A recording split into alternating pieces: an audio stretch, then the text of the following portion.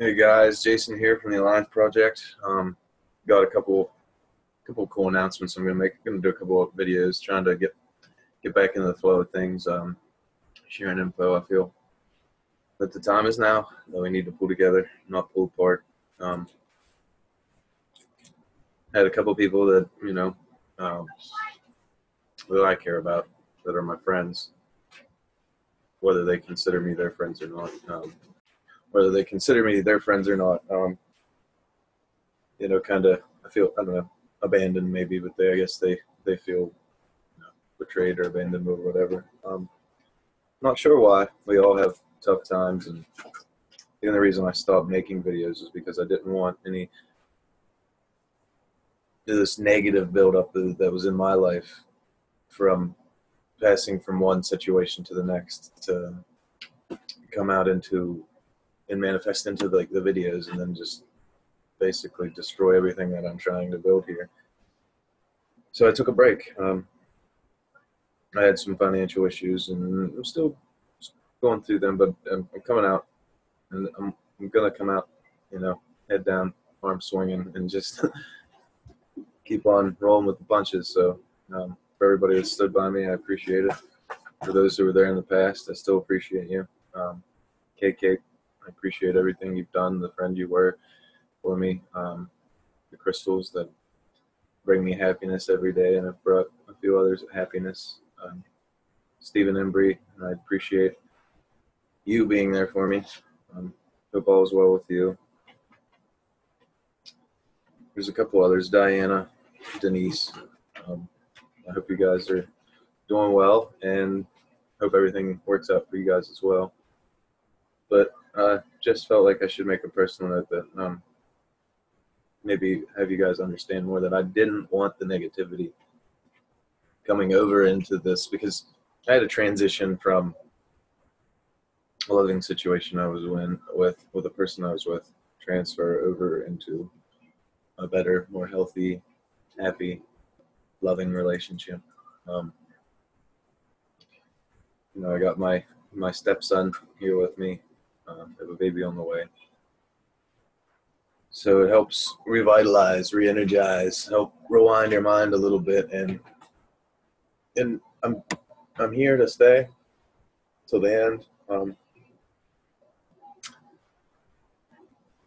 been thinking a lot about equality lately, and how much I really believed in that for a long time.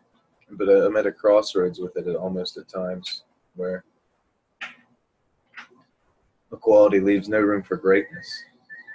It leaves no room for anything but just like a staleness. Not saying I'm like supremacist or anything like that, but it leaves no room for greatness. It leaves no room for the great minds like Tesla. It leaves no room for people to elevate themselves or ascend above the level we're at. Easiest way I could say it is, maybe I could make a little diagram here. See what I can do. Pull it up on here real quick. But I have some cool announcements I need to make from CERN, concerning CERN and NASA. There's Maya. Let me share this.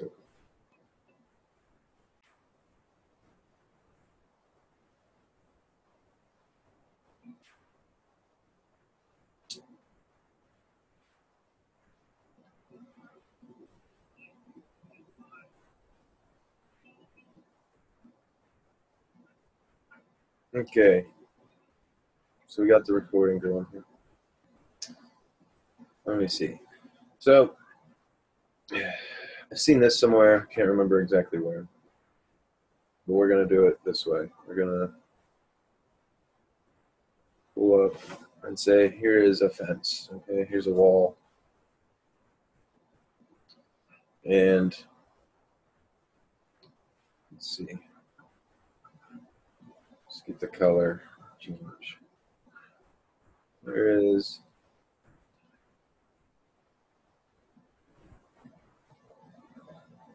Here's a person.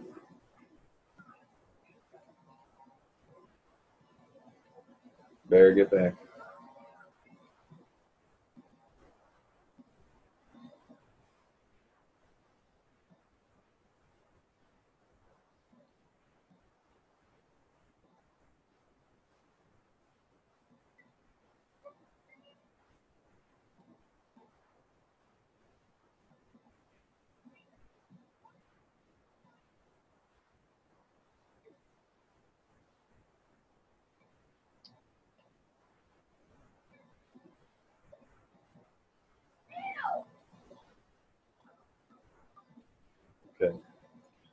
So here's three people. They're obviously not equal. Okay. So we'll go down and reiterate this. Okay. Let me make this a different color too.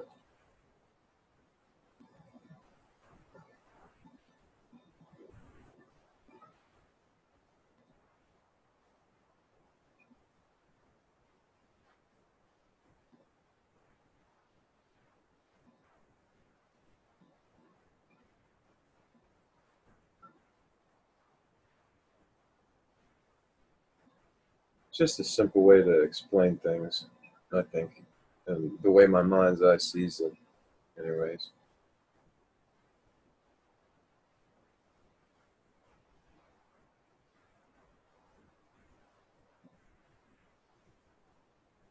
I should made the wall a little bit taller.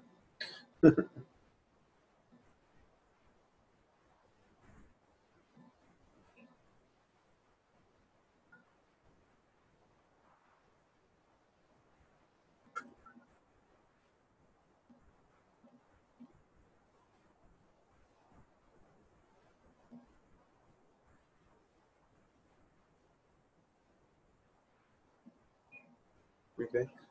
So here's just the three people standing on boxes, right?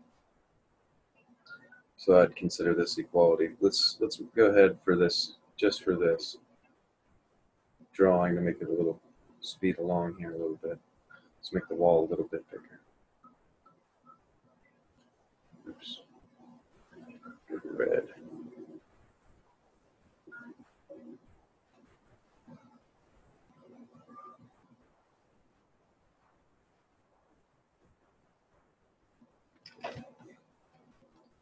Apologize.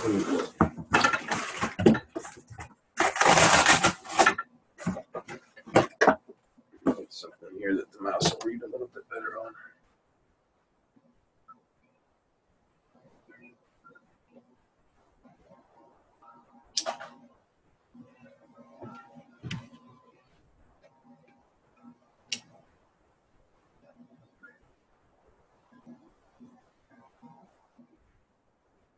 So just picture this as the wall. Still. Okay. Just imagine the wall a little bit. Okay. They all stand on the same boxes with their natural gifts and abilities. There's still going to be one that can't see, one that can barely see, and then one that can still see over the wall. Okay. If we go on, we'll just name this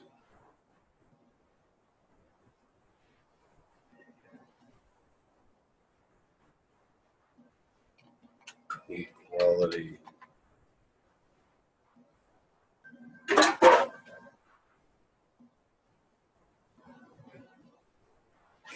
It's like nothing like equality without diversity, right? So what we do is go ahead and share the point that I was trying to make here. That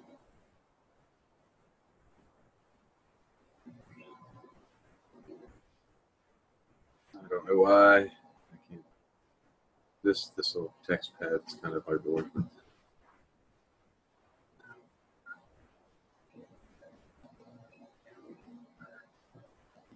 That was even better way to do it.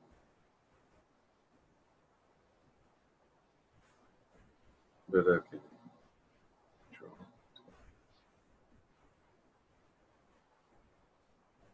Okay, so we get a bigger box. Then we put a medium box. And then we put a little box.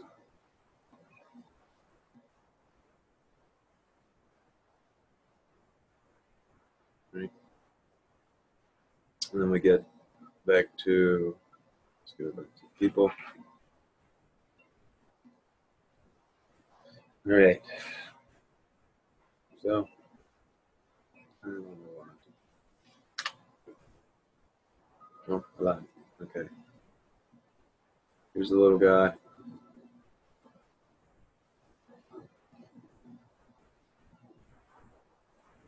Standing up. Here's the medium guy.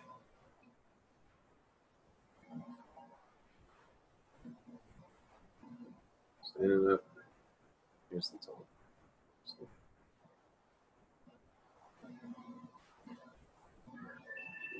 Forgive me for my sloppy drawing here. I'm actually very artistic when it comes down to it, but that's neither here nor there. But the point of this is very simple. Okay. This is how they were naturally. Only one could barely see over the wall.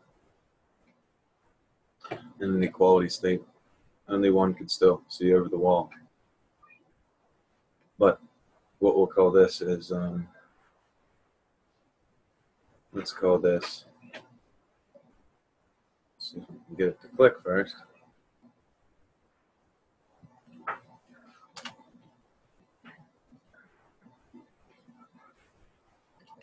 Justice. Okay. So this is justified. The tall guy needs a little assistance to see over the wall, so he gets a smaller boost. Medium guy gets a medium boost, okay? And then the short guy, the one that has the most forthcomings, gets a bigger boost. Now they're equal, okay? It's justified. But if we give the rich man, the poor man, the same amount of boost, that is not equality.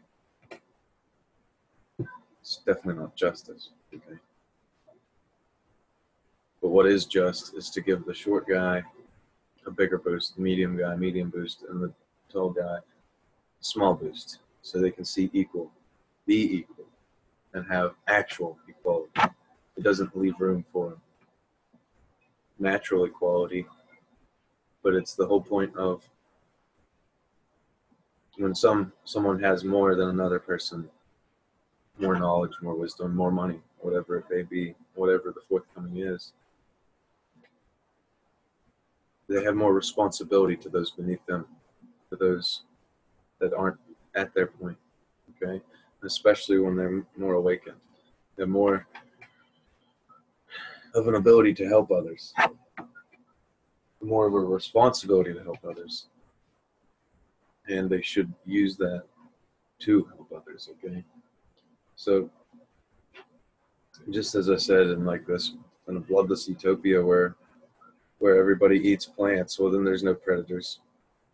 The prey overgraze, kill the plants, famine, death, everything bad ensues, okay? Famine, death, disease, the predators die off, the plants are overgrazed, and then nothing. It's just completely stagnant and chaotic death, right? There can't be like a bloodless society or utopia in the nature of the world that we live in. The predators are here to help cull and thin the numbers of the prey so they don't overgraze, so the plants get a chance. And everything comes from the energy of the sun. We have the sun comes, rays down, uses hydrogen and carbon in the plant life to make carbohydrates, which is energy, okay? So when the plant eaters come and eat that, they get first-hand carbohydrates. But that doesn't mean that the predators that are here should just die off, because most of the prey play the numbers game.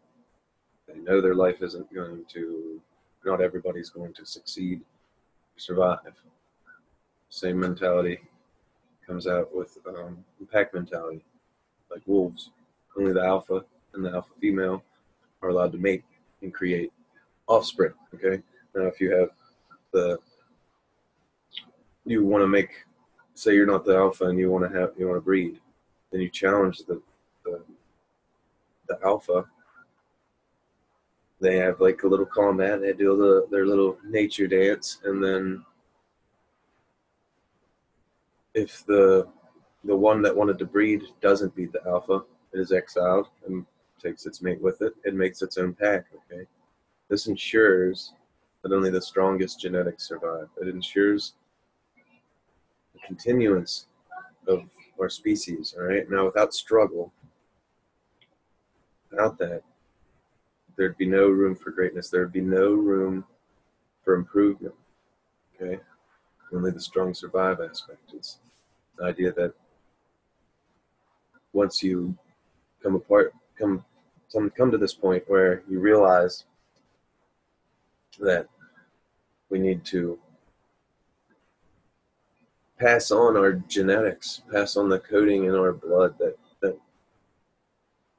is the strong genes, that is the whole point of nature in the sense of the DNA idea, that it passes on the traits that are required to excel and come to a higher state.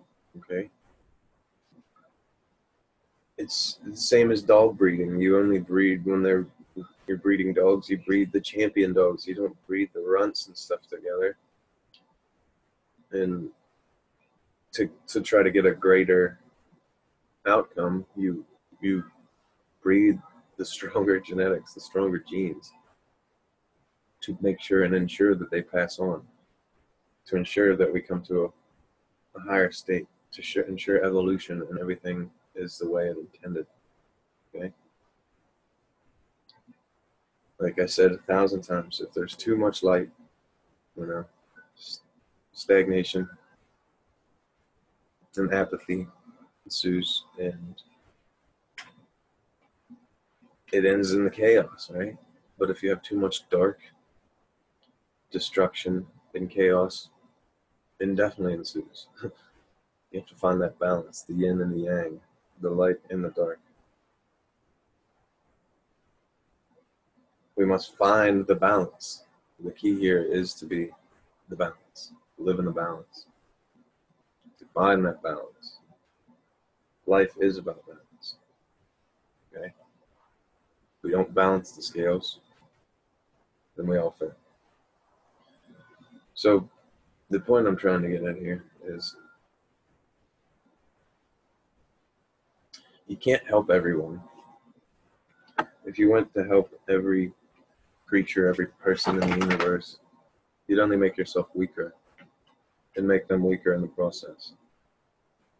But if you didn't help anybody, the same thing would happen. They would just be destined for failure. There's a time and a place when to help people and when not to help people. We got to find that within ourselves. After all, if you helped everyone and always helped people, then they would never know the value of fighting their own battles. But if you didn't help people, then there'd also be that just they'd be left behind and be kind of like this box right here, right? If everybody just had the same amount of assistance, then their natural attributes would still set them aside just as they were. But in a just society, we can help those who need help the least, help them the least. We need those that need help the most, help them the most. Find a balance in between, and then we have true equality, which I would call justice, not equality. So there's my philosophy for today. And we're going to get into some more stuff. So let me go ahead and take the share off. Go to share desktop, share screens, and we'll go to this. Okay. First of all, we're going to go into CERN. And I've always talked about CERN and the Stargates, the weapons of mass destruction, right? That they were searching for. The first things they did was go to museums, raid museums, take trinkets, treasures, things that were from complete old, the times of old, right? The Sumerians and other societies all stemmed from the Middle East. Just as the Garden of Eden was said in the Bible to be in the land between two rivers, the Tigris and the Euphrates. Scientists go there, they find out that, wow, all plants came from grass to wheats, to barleys, to more complex things like fruit-bearing shrubs that had their seeds inside of them. In that order, and it tells you that in the Bible. So we went, scientific standpoint, looked at it. Yes, this is here. We realize this. You go to Sumerian cultures and it tells you straightforward. And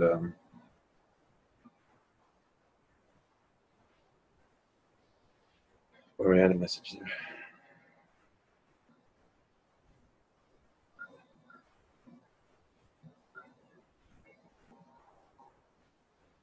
They went ahead and just did all this stuff, but we were talking about the Stargates, this and that. And they just released this new project in the Middle East, CERN did, called Sesame. Okay. The opening ceremony, right? Today sees the fulfillment of many hopes and dreams. The hope that a group of initially inexperienced young people could build Sesame and make it work. They have. 3 weeks ago, Sesame reached its full design energy. The hope that nurtured the Sesames by training and programming. Large numbers of scientists in the region would be interested in using Sesame. They have 55 proposals using the 2 beam lines that have been submitted. Okay, basically they're talking about renewable energy, but what they did was put the particle accelerator with electromagnetic radiation emitted by circulating electron beams to study a range of properties of matter. An initial research program is to get underway. 3 beam lines will be operational this year, and the 4th in 2019. Building Sesame, they've overcome. The point of this is they took 50 synchrotron light sources in the world. They have a particle accelerator.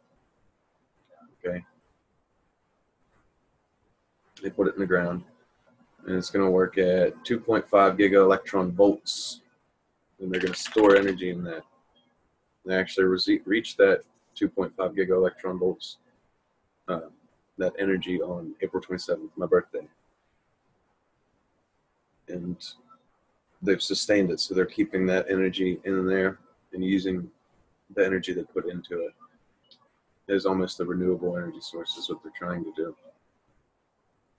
But the thing that catches me is we were always talking about how so much energy in one place, going towards that speed of light, reaching that threshold of the Higgs boson field, would actually could create a singularity, curving space into time into one point, meaning Stargate. If you guys watch my videos, I've been talking about this for a long time, and they're finally reaching this, attaining this, again, the goal they set out to reach.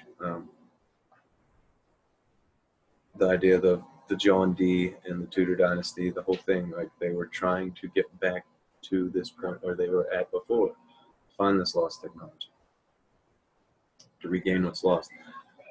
Sesame, right? Open Sesame.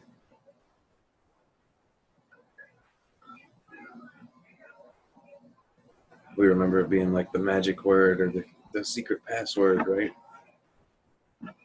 To the Middle East, to the gateway. But I'm trying to get this to pop up here. Hold on 1 second. Sometimes I have to recover the web page. Got a lot going on, so it then does this. All right, little bear. Little bear. Oh. Let me pause for a moment. So it says, Open Sesame, something that unfailingly brings about a desired end.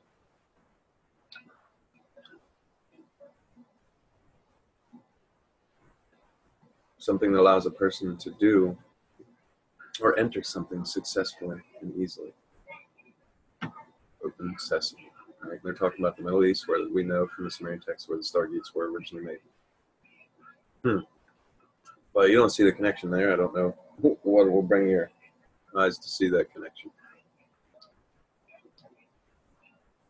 Next point I'm going to make is from NASA. A little announcement here. Let me close this out. We're going to go ahead. Okay, so here we go. The meteors and asteroids.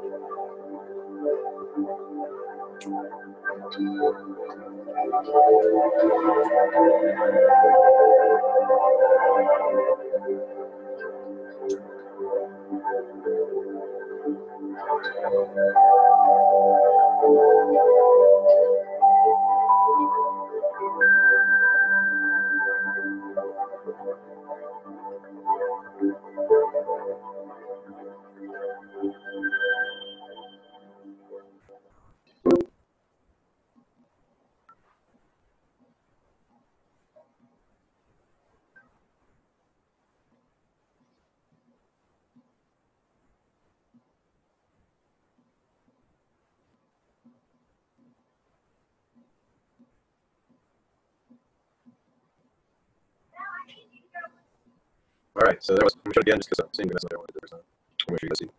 Emphasis. So we're going to scale this. And I can do that again. Great. Sorry, no, here, let me do it.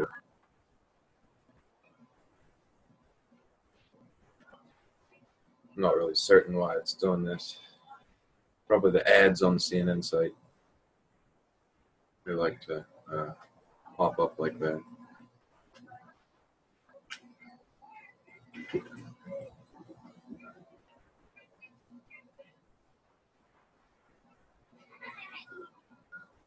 And when I'm recording, and okay, so we're back. I'm gonna do a little montage here, showing you the lights and stuff. But on Friday, the space agency announced plans to redirect the course of a small asteroid approaching Earth. As part of a double asteroid redirection test, the release notes that the asteroids hit near Earth nearly every day, but are small enough to burn up in the atmosphere. But the DART project is a joint effort between NASA and Johns Hopkins Applied Physics Laboratory in Maryland. It's for the asteroids that are too big to break up. They could have severe consequences for the Earth if they hit. DART would be NASA's first mission to demonstrate what they know as kinetic impactor technique, striking the asteroid to shift its orbit, to defend against potential future asteroids' impact. Lindsey Johnson, NASA's planetary defense officer in Washington, in the press release said. This approval step advances the project towards a historic test with a non-threatening small asteroid. Now, I'd like to share that the other day I seen an asteroid. Me and my girlfriend were walking across the ball field, and it was probably about 10 o'clock at night. And blam, it was the biggest one by far I've ever seen.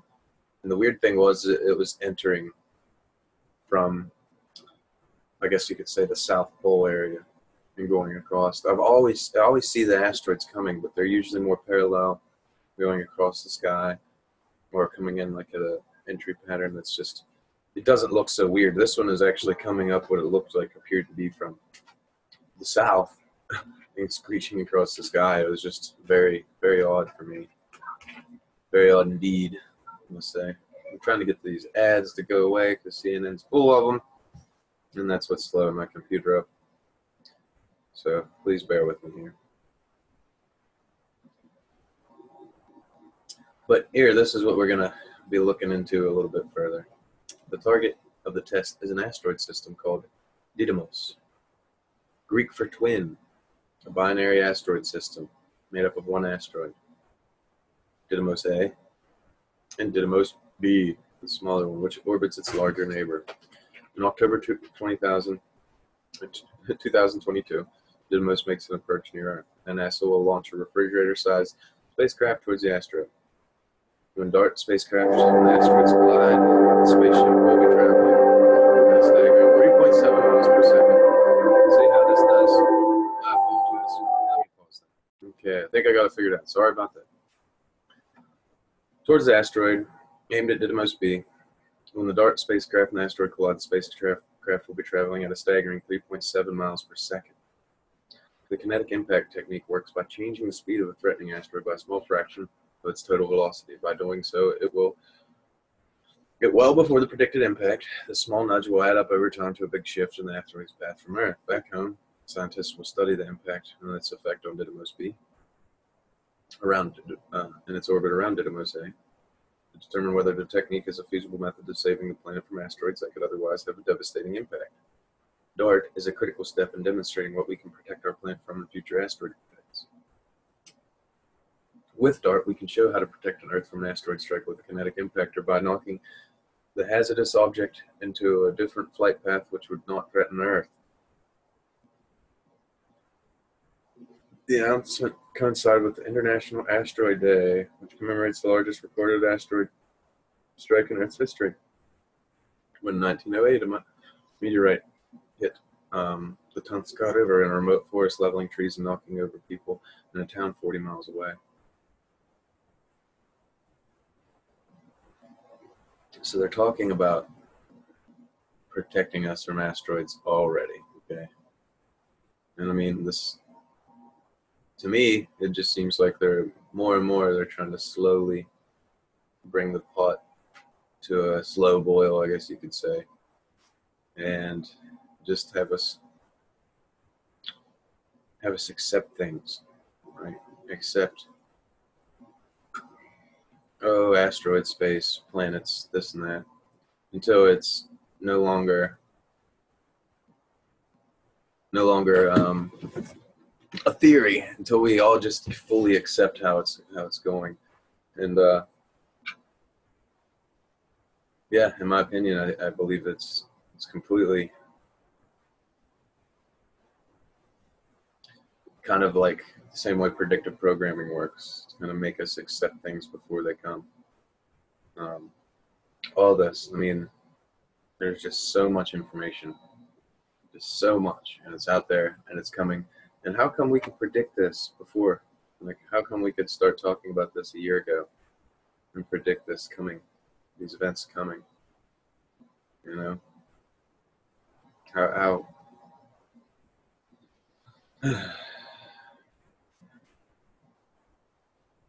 how is it all falling in place so perfectly? You know, some people don't want to accept it, but I'd keep your eyes to the sky for this 4th. Last year on the 4th, I recorded, me and my friends, 3 cell phones, recorded 3 unidentified flying objects coming in. They broke into the atmosphere. You could see it just like a meteor as they light up, I guess you could say, photons, which I don't really believe in photons. I believe there's another explanation for it, but I'm not getting into that right now. But the supposed photons, the light-emitting particles, right? You can see it just like an asteroid when it hits the atmosphere. Lit up, 3 of them. Came in a direct path. They came down and then started drifting, and then lazily to the left, and then blam, right angle to the left, up, back, and then out of the atmosphere. You can see them breaking away, lighting up again, and then not even 20, 30 seconds again, away from that. 3 more, 1, 2, 3, came back in. Could have been the same 3, same path. Came back in. These things were over the size of a football field. I mean, these things were, in my opinion, thousands of feet across, okay? And they came in. I sent all 3 records of the footage to MUFON, and they had over 10,000 sightings that day. Never got back to me because of the just explosion of sightings that day. And still to this day, haven't received an email back. But Stephen Allen Greer, he said that they would do a false flag event where the government does a false invasion with a spacecraft on the 4th of July, Independence Day. And you think about all that predictive programming. You think of why we've let off fireworks into the sky, lights into the sky, in a celebration of this day for so many years. And it seems like almost the perfect time. This is when people are looking to the sky. This is when people are looking for lights in the sky, right? If there's any day of the year when people are looking up to the sky for lights, it is the 4th of July. So it makes sense to me. And like I said last year, I've seen that firsthand. My dog's going crazy, so I'm going to have to stop this video and see what's going on. Apologies, and I hope you enjoy the recordings that are coming later.